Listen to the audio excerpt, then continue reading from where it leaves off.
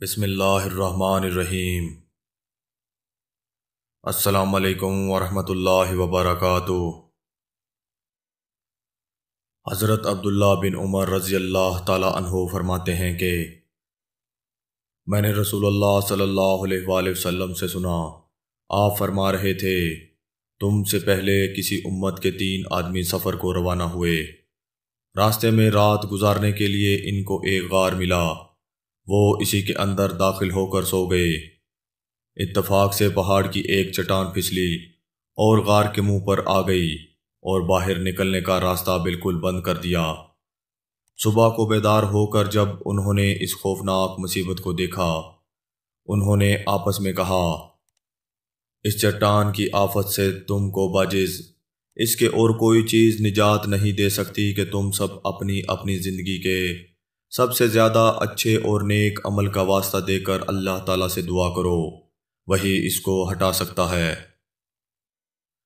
ان میں سے ایک نے کہا، اے اللہ، تو جانتا ہے کہ میرے بوڑھے عمر سیدہ ماں باپ تھے اور میں روزانہ ان سے پہلے اپنے کسی بھی بچے، لونڈی، غلام کو شام کا دودھ پینے کے لیے نہیں دیا کرتا تھا۔ پہلے ماں باپ کو پلاتا، پھر اوروں کو۔ اتفاق سے ایک دن میں چارہ کی تلاش میں ریوڑ کو ساتھ لیے بہت دور نکل گیا اور اتنی رات گئے گھر واپس آیا کہ وہ انتظار کرتے کرتے بھوکے سو گئے۔ میں حسب عادت فوراً ان کے لیے بکریوں کا دودھ نکال کر لایا تو ان کو گہری نیند میں سوتا پایا۔ میں نے ان کے آرام کے خیال سے نہ ان کو جگانا پسند کیا اور نہ ان سے پہلے بیوی بچوں وغیرہ کو دودھ پلانا گوارا کیا۔ رات بھر ان کے سہرانے دودھ کا پیالہ ہاتھ میں لیے کھڑا رہا اور ان کے جاگنے کا انتظار کرتا رہا۔ بہرحال جب وہ بیدار ہو گئے اور انہوں نے اپنے حصے کا دودھ پی لیا، تب ہم نے پیا۔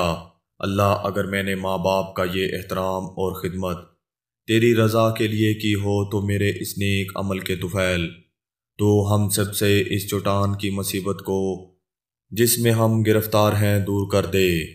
اس دعا کے بعد وہ چٹان تھوڑی سی ہٹ گئی، مگر اس سے وہ نکل نہیں سکتے تھے۔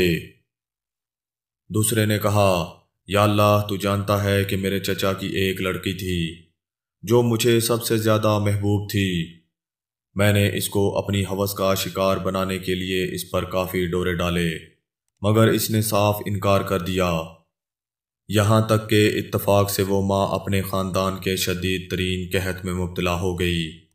فکر و افلاس سے مجبور ہو کر وہ میرے پاس مدد مانگنے آئی تو میں نے اس کو 120 دینار سونے کے سکے اس شرط پر دینا منظور کیے کہ وہ مجھے تنہائی میں اپنے نفس پر قدرت دے دے۔ وہ مجبوراً اس پر آمادہ ہو گئی، یہاں تک کہ میں جب اس کی ٹانگوں کے درمیان بیٹھ گیا تو اس نے بڑی عاجزی سے کہا، اے خدا کے بندے، اللہ سے ڈر، بغیر حق مہر کے مت توڑ اس امانت کو، ہاتھ نہ لگا۔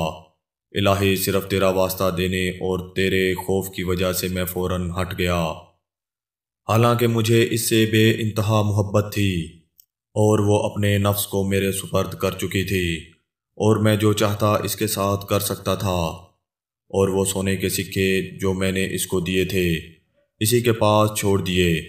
یا اللہ، اگر میں نے یہ کام تیری رضا کے لیے کیا ہو تو اس مصیبت کو جس میں ہم سب گرفتار ہیں دور کر دے۔ اس دعا کے بعد چٹان اور تھوڑی سی ہٹ گئی، مگر پھر بھی وہ غار سے نہیں نکل سکتے تھے۔ تیسرے آدمی نے کہا، یا اللہ، تو جانتا ہے کہ میں نے ایک مرتبہ چند مزدوروں سے اجرت پر کام کروایا اور کام ختم ہو جانے کے بعد میں نے ان سب کو مزدوری بھی دے دی تھی بجز ایک مزدور کے۔ اس نے کسی وجہ سے اپنی مزدوری نہ لی اور چلا گیا۔ میں نے اس کی مزدوری کی رقم کاروبار میں لگا دی، یہاں تک کہ وہ رقم بڑھتے بڑھتے بہت زیادہ مال بن گئی۔ تب ایک دن وہ مزدور آیا اور اس نے کہا، اے اللہ کے بندے، میری مزدوری تو دے دے۔ میں نے کہا، یہ اونٹ، گائے، بکریاں اور لونڈی غلام سب تیری مزدوری کی پیداوار ہیں، آؤ اور شوق سے سب لے جاؤ۔ اس مزدور نے کہا، اللہ کے بندے، میرے ساتھ دل لگی نہ کر۔ میں نے کہا، میں تیرے ساتھ متعلق دل لگی نہیں کر رہا، در حقیقت یہ سب چیزیں تیری مزدوری کی پیداوار ہیں اور تیری ہی ہیں۔ تو اس نے وہ سب مویشی اور لونڈی غلام سب مجھ سے لے لیے اور ہنکا کر لے گیا اور کچھ نہیں چھوڑا۔